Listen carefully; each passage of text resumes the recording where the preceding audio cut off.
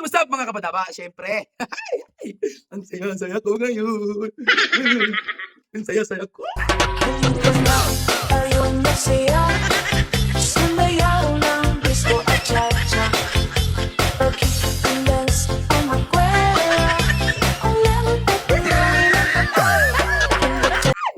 Bagong sahod tayo, unang sahod sa FB.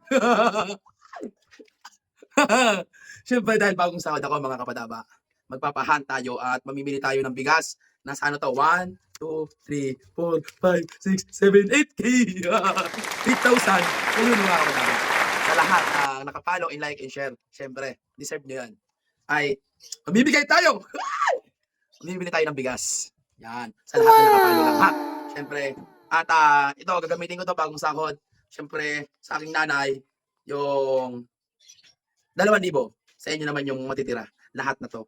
Baka pwede sa akin lang 1,000 para may pambili ako ng, siyempre, pagkain ko. At ito pa, ngayon na darating na ano, hintayin nyo lang, baka mayroon tayong mga isda. Mayroon tayong tawag ito, sponsor ng isda. Yan. Siguro ko po mga ano yan. Hindi ko alam kung ilang banyera yung pamimigay nating isda. Nakausap ko na siya kagabi. Tutulungan ko daw siya, mamimigay kami ng isda mga kapadaba.